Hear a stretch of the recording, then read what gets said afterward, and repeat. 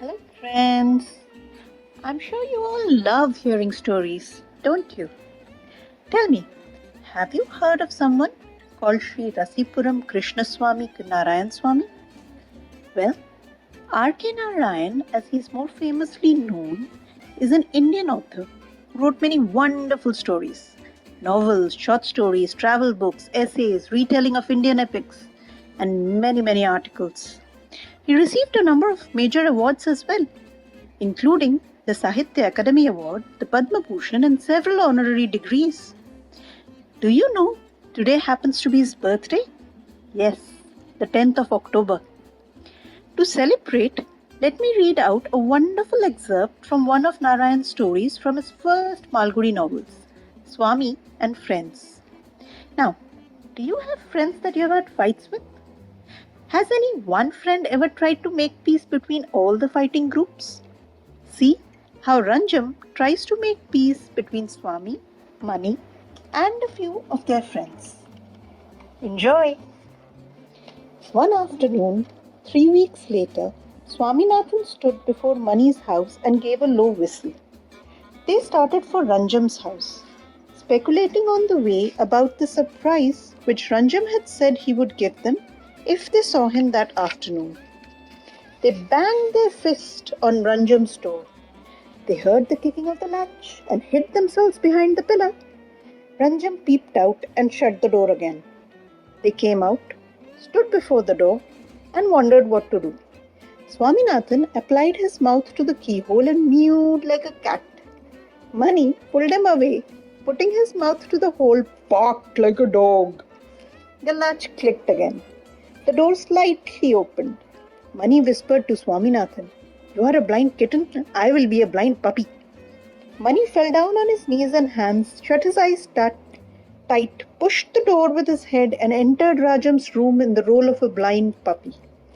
Swaminathan crawled behind him with shut eyes, mewing for all he was worth.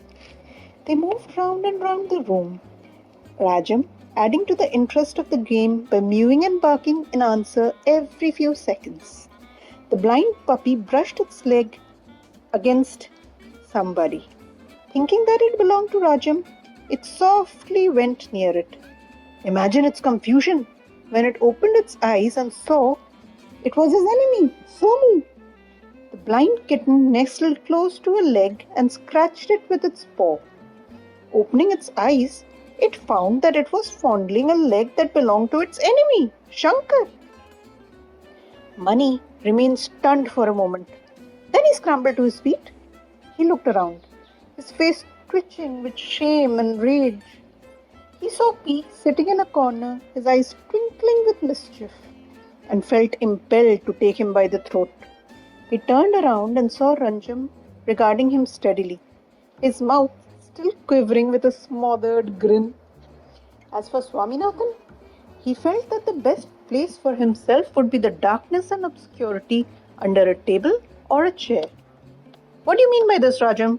Mani asked. "Why are you so wild?" said Rajam. "It's your fault," said Mani vehemently. "I didn't know." He looked around. Well, I didn't ask you to crawl and bark, did I?" retorted Rajam. Somu and company laughed. Mani glared. "I'm going away, Rajam. This is not the place for me." Rajam replied, "You may go away if you don't want to ever see or speak to me." Mani fidgeted uneasily. Rajam took him aside and soothed him. Rajam turned to Swaminathan, who was lost in a bottomless misery. He comforted and flattered him by saying that it was the best imitation of a cat and dog he had ever witnessed in his life. They would get prizes if they did it in fairs. If Swaminathan and Mani would be good enough to repeat the fun, he would be delighted and even ask his father to come and watch. This was soothing. Swaminathan and Mani felt proud of themselves. After a round of eating that followed, they were perfectly happy, except when they thought of the other three in the room. They were in this state of mind when Rajam began a lecture on friendship.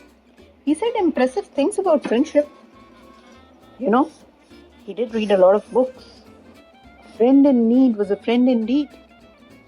He then started giving hair-raising accounts of what hell had in store for persons who fostered enmity. According to Rajam, it was written in the Vedas that a person who fostered enmity should be locked up in a small room after his death. He would be made to stand on a pedestal of red-hot iron. There were beehives all around with bees as big as lemons. If the sinner stepped out from the pedestal, he would have to put his foot on immense scorpions and centipedes that crawled about the room in hundreds. A shudder went through the company. The sinner would have to stand thus for a month without food or sleep. At the end of the month, he would be shifted to a narrow bridge over a lake of boiling oil. The bridge was so narrow that he would be able to keep only one foot at it at a time. He would have to balance on one foot and then on another for ages and ages to keep himself from falling into the steaming lake below and move on indefinitely. The company was greatly impressed. Rajam then invited everyone to come forward and say that they would no longer be enemies. If Shankar said it, he would get a bound notebook. If Swaminathan said it, he would get a clockwork engine. If Somu, he would get a belt. And if Mani said it, he would get a nice pocket knife. And P would get a marvelous little pen. He threw open the cupboard and displayed the prices. There was silence. For some time, Rajam was sweating with his peacemaking efforts. P was the first to rise. He stood before the cupboard and said, "Let me see the fountain pen." Rajam gave it to him. The P turned it round and round and gave it back without any comment. "Why? Don't you like it?" Rajam asked. The P kept staring into the cupboard. "Can I have that box?" He pointed at a tiny box with a lot of yellow and black design on it and a miniature Taj Mahal on the lid. Rajam said, "I can't give you that. I want it." Then he paused. He had 2 more boxes like that in his trunk.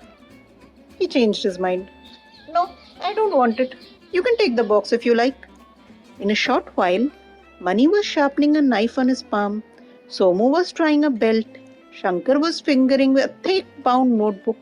Swaminathan was jealously clapping a green engine to his bosom. So guys, did you like that little narration? Read the book. It's a beautiful one. I'm sure you'll all enjoy it.